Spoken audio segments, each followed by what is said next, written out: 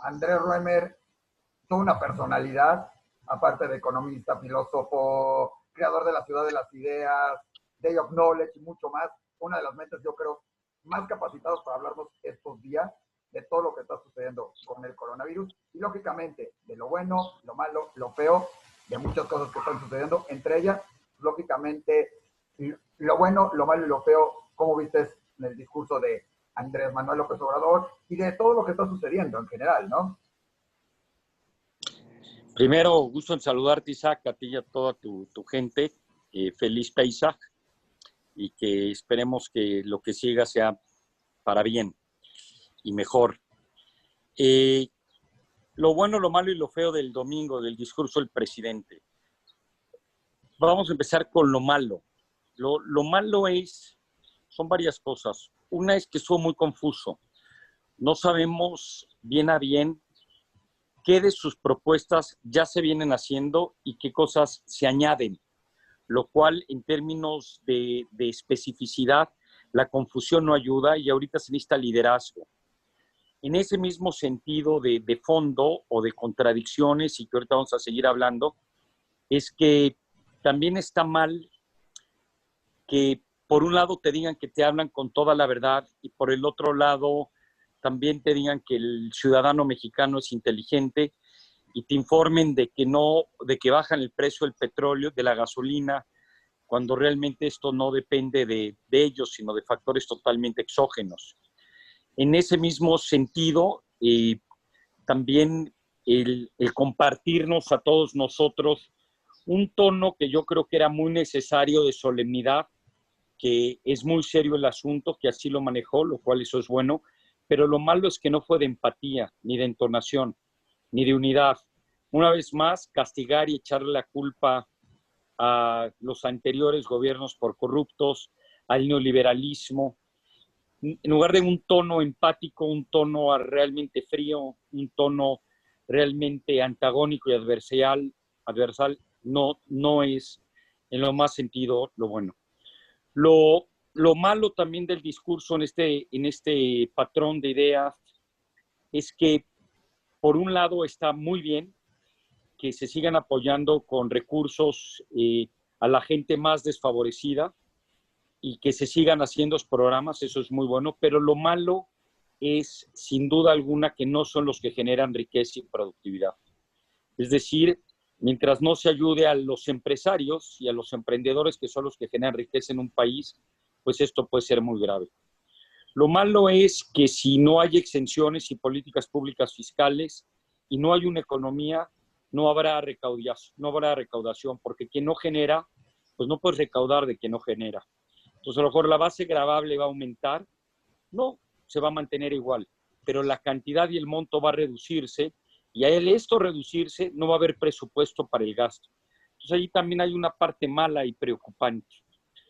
Lo feo también de este discurso, además de la entonación y de la confusión que hay allí, es que no hay un proyecto, un plan económico al respecto. Es necesario entender de que la situación económica es muy seria. Llama la atención, entre otras cosas, que haya citado a Franklin Delano Roosevelt como su gran héroe, que si estuviera escuchando sus propuestas de política pública, realmente se reiría de él y diría, eso es lo menos que Keynes y que yo hicimos en ese momento.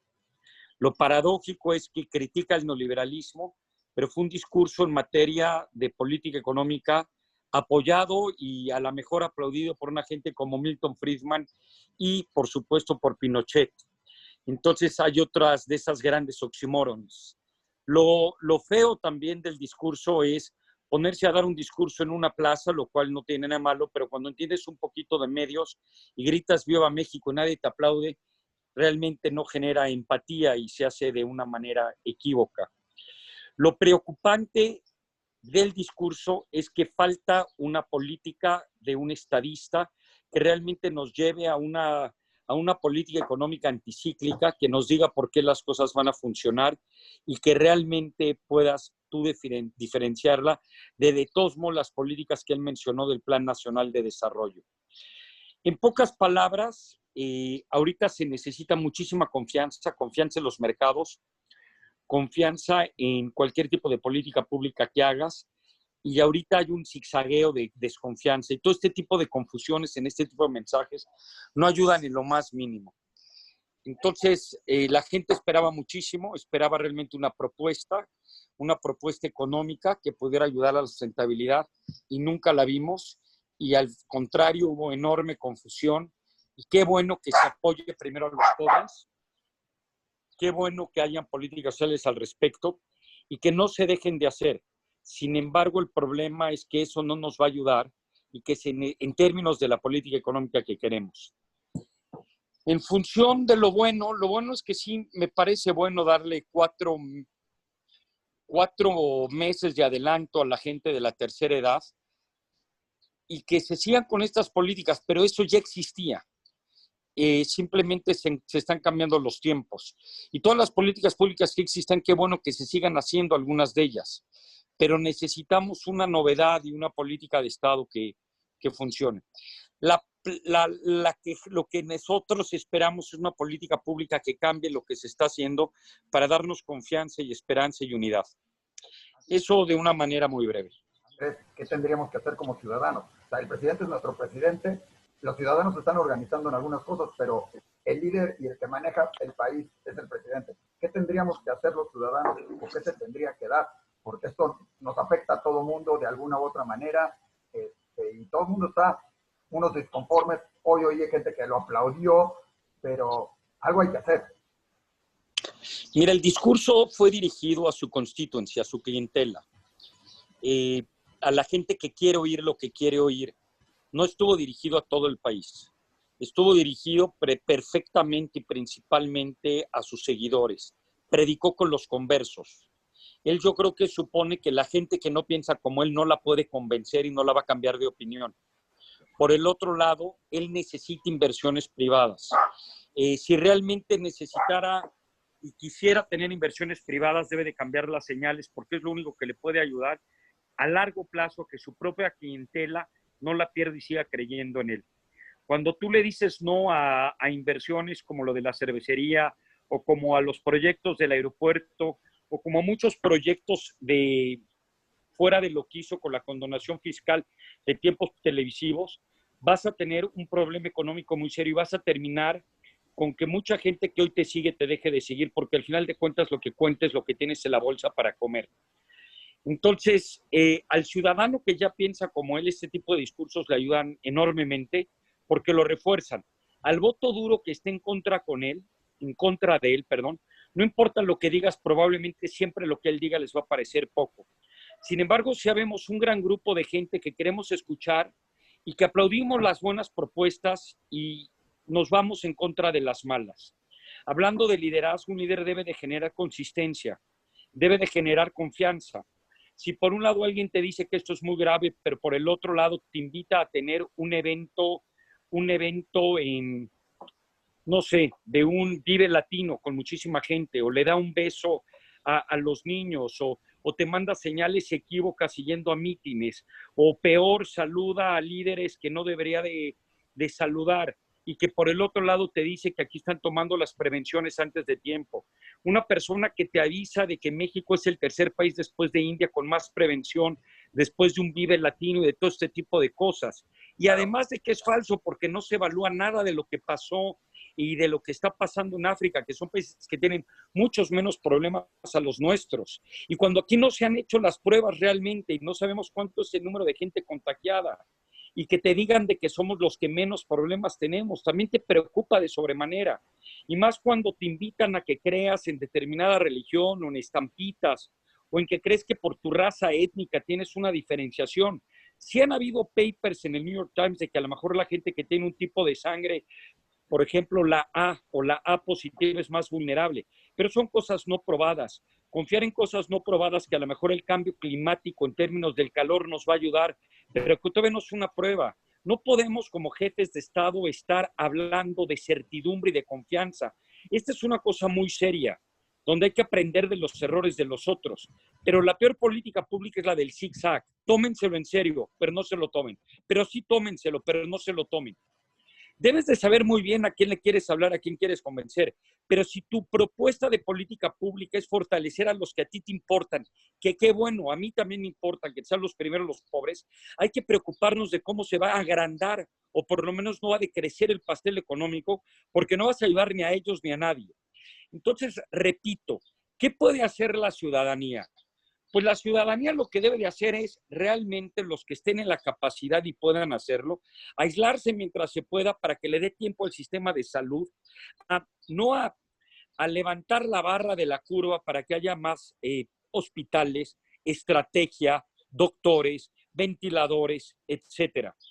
Pero vamos a tener que realmente nosotros como ciudadanos tener un tipo de control social.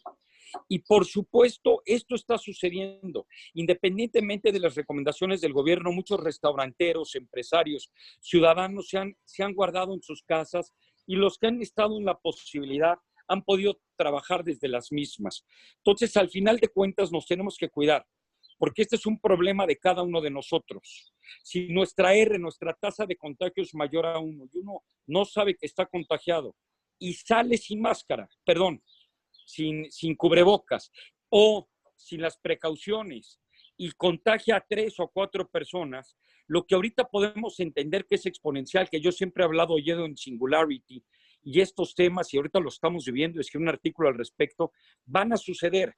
Somos susceptibles a ser contagiados, pero también somos susceptibles a contagiar. El modelo que esto sigue son 3 cosas. Tú puedes contagiar o ser contagiado.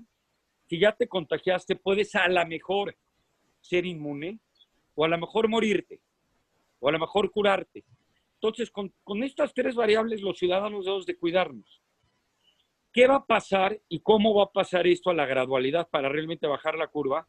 Allí es donde nosotros hicimos una propuesta que estamos trabajando del doble no circula de las familias. En Israel parece que está aplicando algo similar, pero yo le veo algunos problemas.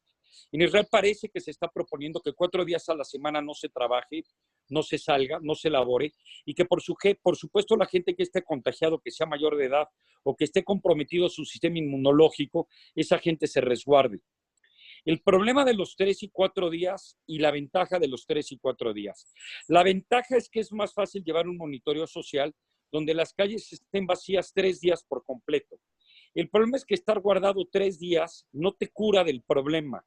Tú puedes seguir contagiando, mientras que si estás 4 días o 5 tampoco. Pero 2 semanas o 3 semanas, si estás contagiado, sí puedes volverte inmune y puedes dejar de contagiar a gente. 2, si tú haces esto por apellidos o por días de la semana, tienes otro problema. Casi siempre la gente que se contagia es por clústeres. Una persona en la casa está enferma, los demás están enfermos o se van a enfermar. Entonces, aquí lo que tienes que hacer, una vez más, es evitar que se saturen los hospitales, que se sature el sistema de salud. Entonces, si tú, por ejemplo, pudieras tener una política pública que una vez que ya estuviste 40 días como nosotros, o 30 o 25, en cuarentena todos, si logramos hacer que esto le permita al sistema de salud tener más hospitales, más doctores, más inteligencia, en el momento en que tú saques a toda esta gente, vas a volver a tener este problema, pero 2 o 3 semanas después. Lo tienes que hacer de manera gradual. Por eso una idea de Pamela Cortés, y que no es mala y que le estamos probando y corriendo con gente en MIT del grupo de Clarillas. ¿Mandé? Súbete un poquito, porque tu cara, hemos propuesto, lo mejor. Sí. Lo que estamos tratando de proponer es que haya un doble no circula, pero por castas. Si tu numeración termina en 50, en 0, los 0s y 1s hoy no circulan por 2 semanas. Los 2 y 3, los 4 y 5, los 6 y 7. Lo que esto permite es, uno, que toda la gente que sea mayor de edad, de todos modos la tienes que sacar del pool. Toda la gente que ya sepa, que haya tenido prueba positivo también. Toda la gente que realmente tenga síntomas altos, aunque todavía no se haga la prueba, se debe de salir del pool. Toda la gente que tenga proclividad a un sistema inmunológico comprometido también. La gente mayor de 60 años igual. La gente que no necesite salir, que no salga y que pueda trabajar de su casa adelante. Pero todos los demás debemos de saber que podemos tener una debacle económica sin precedente. Entonces, sacar al 70 u 80% de la población, repito, una vez que el número de contagios haya llegado a su máximo, 10 días después, y que tengamos eso diagnosticado o después de que se declare que ya vamos a salir, que salgamos por partes, nos va a permitir que la gente que se enclaustró por el número de casa 2 semanas va a regresar inmune. O desafortunadamente algunos van a estar enfermos y se van a tener que quedar más tiempo, o algunos se van a morir. Pero esto es el único estudio que nosotros creemos que de aquí a 4 o 6 meses, porque esto no va a durar 4 semanas, va realmente a generar que no tengamos nuevos picos. Estábamos trabajando en esta propuesta, la publicamos a través de Diario Judío, contigo, y también, por supuesto, del Universal, y esta es la propuesta que queremos hacer. Cuando tú preguntas qué pueden hacer los ciudadanos, pues una de las cosas es crear este tipo de propuestas, es evaluar y realmente transmitir este tipo de proyectos. Y por el otro, evitar contagiar a los demás y ser contagiados. Eso va a ayudar mucho al bien público. Oye, Andrés, como nunca, hoy se necesitan estas mentes brillantes que ayuden al planeta y al mundo, porque no es nada más cosa de México, es de todo el planeta, de todo el mundo, y se necesitan reunir estas mentes brillantes y encontrar los líderes mundiales, porque no hay quien esté tomando una batuta, y encontrar soluciones como la que tú estás planteando a nivel mundial, y una de esas es una reunión que va a haber un summit digital, ¿sí? Por el mundo, Zero for the World for the Summit Digital, ¿no? Donde tú eres participante junto con gente como Peter Diamandis, y varios más. Sí. ¿Sí? Que además son personalidades que hemos visto a varios de ellos en la Ciudad de las Ideas, así que reforzamos que tenemos la oportunidad de ver gente muy importante en este evento que esperemos pronto Peter Diamandis y Salim Ismail son, sobre todo Salim, son los padres del tema exponencial. Y Singularity University, de la cual soy profesor adjunto, tiene que ver con este tema. Sin embargo, nunca se ha llevado, digámoslo de alguna manera, a la práctica. Siempre se ha hablado de tenemos que pensar exponencialmente y no linealmente. Tenemos que comprender el concepto de exponencialidad. Desafortunadamente nos confronta el coronavirus y es el mejor ejemplo de vivir lo exponencial, de sufrir, padecer, entender lo que es exponencial. Y ante un problema exponencial, por supuesto, se requiere un pensamiento exponencial. Ejemplo de esto, una realidad va a ser que vamos a tener que vivir ya distinto. El término de normalidad ha cambiado. El término de normalidad es que si tenemos 2,000 ventiladores, México debe tener siempre 80,000. Claro. El término de normalidad va a ser tener una política de higiene, de lavarte las manos y tomar distancias por el resto probablemente de muchos años. Todo este tipo de temas de hacia dónde va la educación, hacia dónde deben de venir todo este tipo de proyectos, se van a tratar en esta conferencia, que ya es un ejemplo del nuevo mundo, que va a ser online, y donde personajes como los que acabas de mencionar están ahí. La Escuela de las Ideas ha tenido más de 700 ponentes, pero muchos de ellos, como Craig Venter, como Larry Brilliant, con quien he tenido el gusto de convivir en San Francisco, que es uno de los líderes y de los estudios más serios de las pandemias. Él ha sido de los grandes, es decir, si tú lo buscas a Larry Brilliant en Google, te vas a dar cuenta que si hay alguien que sabe de estos temas es él. Entonces, toda esta gente está consciente que hay dos problemas y el objetivo es maximizar el bienestar social. Un problema es evitar el máximo número de muertes, porque estamos ante un virus que contagia a muchísima gente, que es asintomático, que es agresivo, pero a diferencia de la ébola que te enfermabas y luego te morías, aquí no pasa eso. Aquí te puedes enfermar y no sentirlo, lo cual esto hace cosas muy severas, que cuando la gente dice no uses cubrebocas si no lo tienes, es que no sabes si lo tienes, lo puedes tener, mejor úsalo. Cuando es tan agresivamente contagioso, pero que las probabilidades de quien se contagie, muy pocas, lo van a tener de manera grave y de esos muy, muy pocas se van a morir. Pero lo que quieres es evitar la máximo número de gentes. La gente que te dice, oye, pero se muere más gente en accidente de coches, se muere más gente por un ataque al corazón. Ojo, cuidado, no te creas todo lo que te dicen. Cuando alguien le da un ataque al corazón, no le dan a 1,000 al mismo tiempo.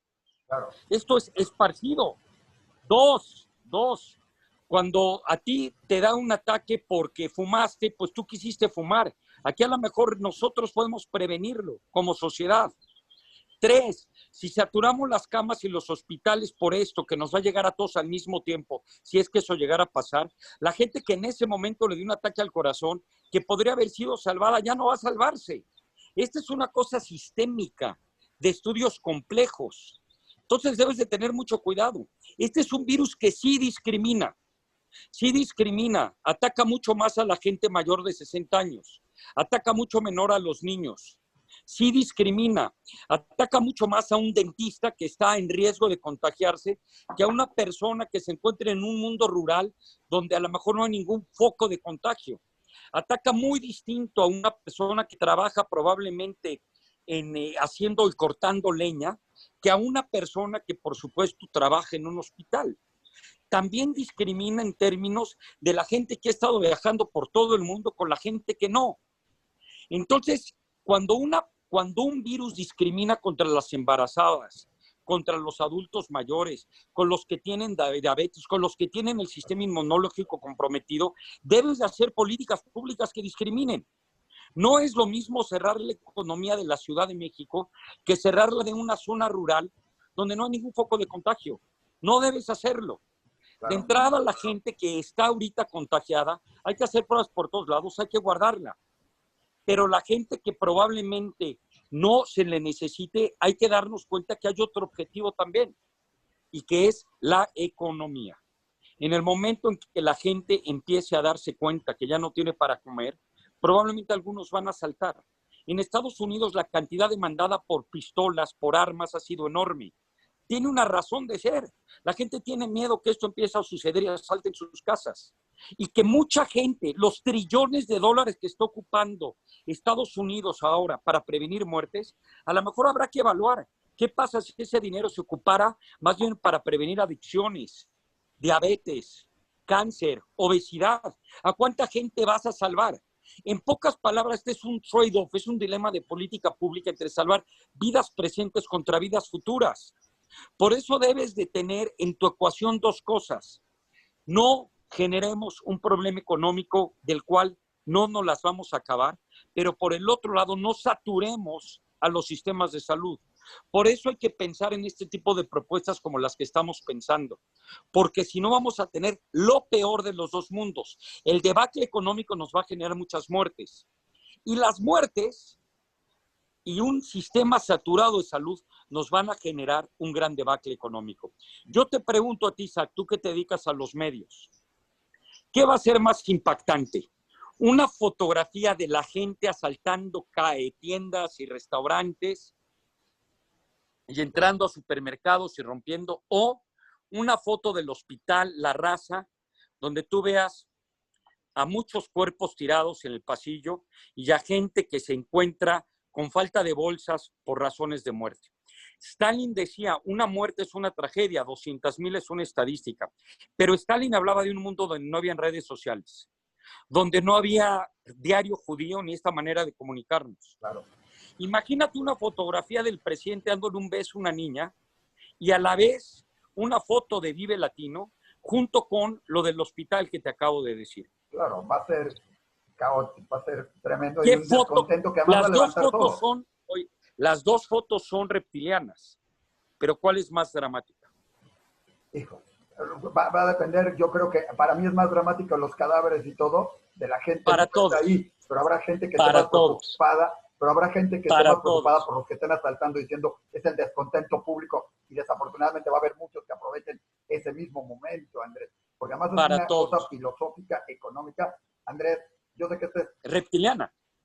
Exacto. Te toca la parte más atávica. Nosotros tenemos un cerebro ancestral genéticamente, donde los virus, por la historia, desde la etapa primitiva, han acabado con nosotros. De hecho, ni hemos sabido que a eso se debe, pero lo tenemos en nuestra parte más preocupante.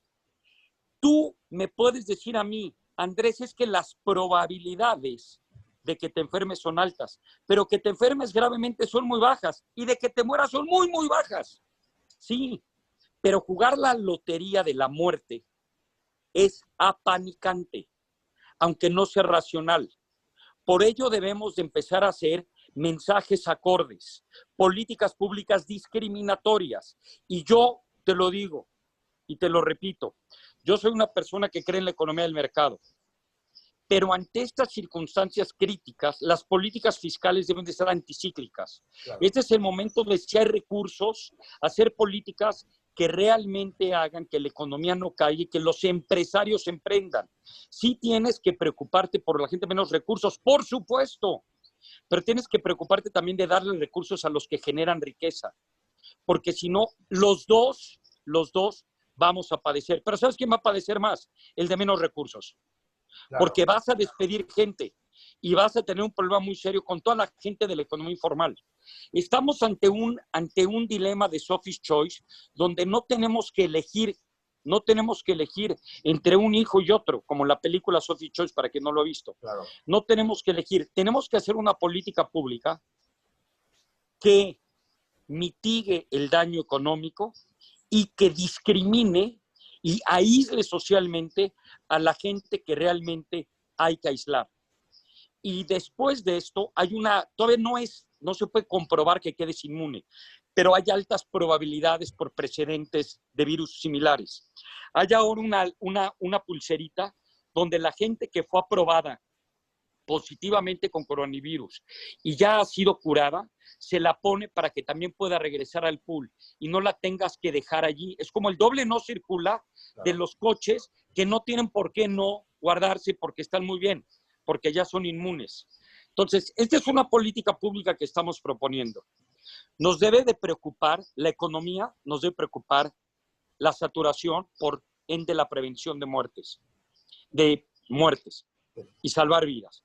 Pero para ello también nos debe preocupar una cosa que sacó la revista The Economist hace 4 semanas.